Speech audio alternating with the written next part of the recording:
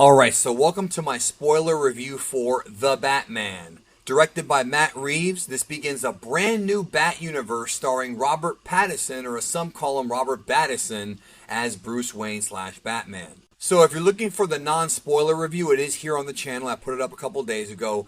In this one, we're going to go into full spoilers. And, I was thinking, before I saw this movie, there have been so many different iterations of Batman just in live action. Adam West, the Tim Burton, Joel Schumacher versions, Christopher Nolan.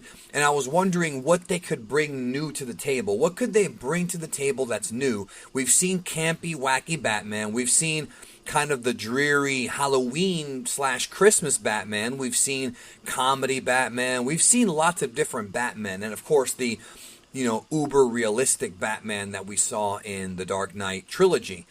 But what could Matt Reeves do? Well, what Matt Reeves did was he basically took inspiration from Chris Nolan's Dark Knight trilogy and just told a different story. What we have here is really a detective story with Batman as the star. And I like that. A lot of people have complained in the past about how in the live action adaptations of Batman, there haven't been enough detective work. And I kind of disagree. I think that both the Tim Burton Batman and also for sure the Batman in the Nolan trilogy did do some detective work. It wasn't like super intense, but it was some detective work to figure out what the criminals are plotting. But in the Dark Knight, it always seemed like the Joker was one step ahead of Batman. It did seem that way, right? And in this movie, for a long time, the Riddler was ahead of Batman.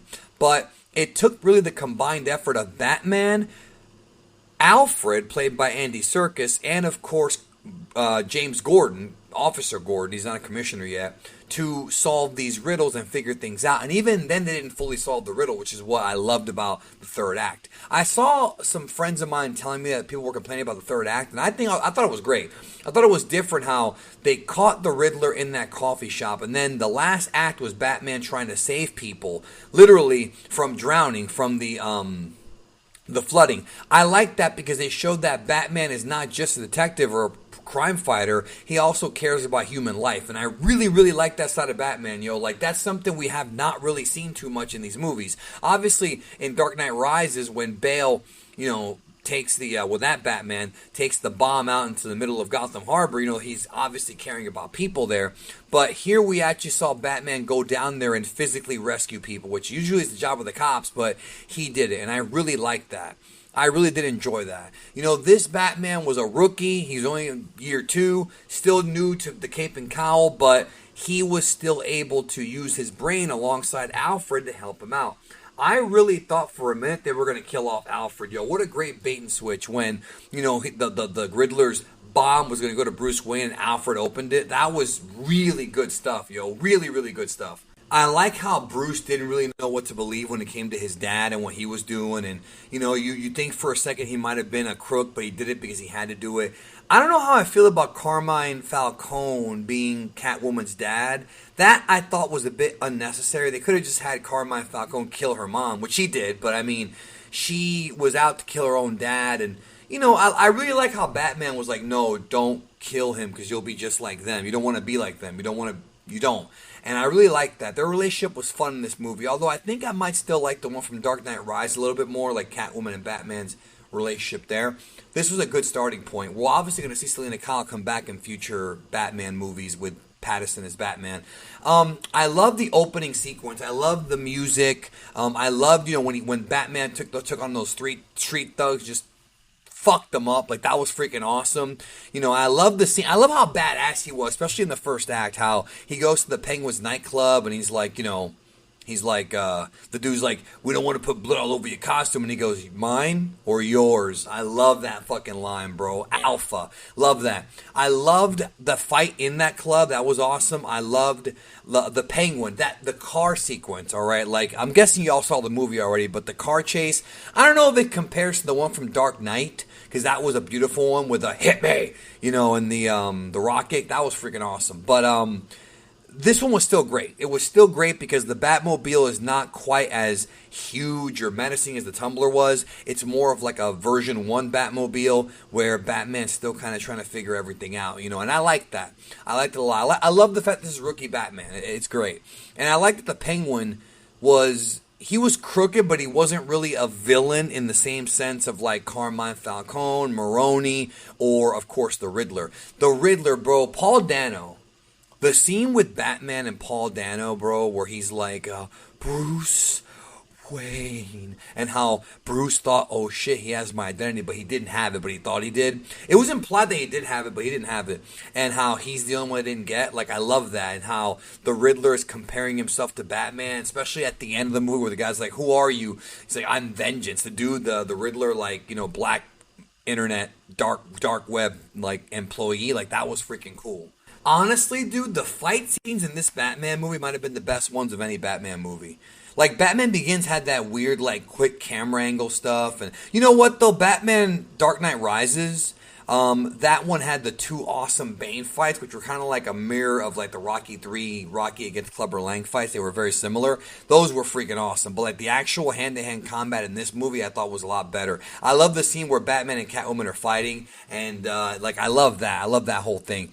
They're really, like, I like how in this movie Bruce Wayne was very quiet. Like, he didn't talk a lot, you know. Like, for example, the mayor's funeral, when he was there, he was just kind of looking around, observing, not really talking a lot. And I thought that was a pretty cool aspect of the character. I love the contact lenses that are glasses. That was a cool way to kind of bring Batman into the 21st century. But the movie still had a very noir vibe to it. It definitely had a film noir vibe to it.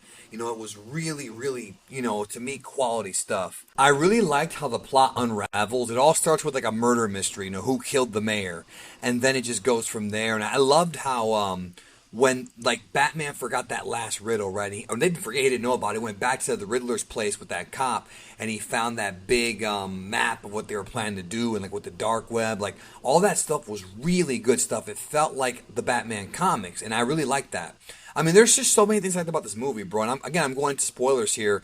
You know, Alfred almost dying, like I said, that caught me off guard. I loved, like, how you're there trying to solve the riddles with Batman. And how, you know, the whole, like, it led to a URL, like, I love that. God, it was so clever. Some of them were a little bit too easy, but I like how the difficulty of the riddles, the ciphers, kind of got better and better. I wish there was more Alfred in the film. I felt like I was kind of missing some Alfred. Hopefully there's some deleted scenes with him in it, because he was only in it for a couple of parts. But, you know, when he revealed to Batman, like, you know, your dad was a great man, but he made a mistake, like, I really did like that. You know, going back to the you know, the Arkhams and the Waynes, you know, that was good stuff. Because, you know, I had done the spoiler video, and I had thought that maybe the secret was that Thomas Wayne had, like, a dark past that he hid from everybody. And that really wasn't the case. It was just that he had done one thing. But I do like how Falcone, being the one that killed Thomas Wayne or ordered the hit, was still up in the air, because Andy Serkis, or Alfred, whatever, was saying that he suspected it, but there was no proof. There's not enough proof, so we might never know if it was Falcone. We might not ever know. The only thing I thought was a little bit iffy was how the Riddler, like, the whole bring him to the light thing, like, there was no guarantee that would ever happen, and they did it. So it was just, that was a little bit weird, and it could have been executed better. It kind of reminded me of how in The Dark Knight, the Joker was always one step ahead of Batman because everything was so convenient for him. Like, it did kind of feel that way. Although still entertaining, it is very fictional. You can't really have a realistic Batman movie that's 100% realistic, because there's too many things like the tech that we don't have. But we probably will have someday. I like the twist about how he thought that Catwoman had a relationship with Carmine Falcone. What I guess she did, you know, being his daughter and all. Overall, they tied everything together pretty well. As far as whether or not this is a great movie or the best Batman movie, I think it's definitely up there. I think the problem is that once you see it the first time and you solve all the riddles, like, there is some great replay value, but, you know, it does kind of ruin a little bit about watching it again when everything gets solved. That's the only thing about these movies that does kind of ruin it, in my opinion. Not fully, because the performances are great. I mentioned Paul Dano. He's incredible. I mean, it all came together really well, yo. And the whole cinematography with, like, the red and black, and everything just looks so different. It was than the other Batman movies. So we have another Batman reboot. It's super serious. Some would say it's joyless, but I think it's just supposed to be like a real crime drama suspense thriller, and that's okay. That is okay, because I'm sure there'll be tons of joy and comedy in other Batman stories that DC will tell. We know there's a new Bruce Timm show coming out, so that should cover that. So those are my thoughts, spoiler thoughts on this movie. I thought it was great. I can't say anything bad about it. I mean, I don't really want to compare it to The Dark Knight, but we're going to have those comparisons. It definitely did the gritty realism stuff better. Okay, maybe not better, but as good, I would say. And of course, the young Bruce Wayne, Robert Pattinson, did great, man. People got to stop trashing him, bro. He's great. Forget about Twilight. That was 100 years ago. He's great.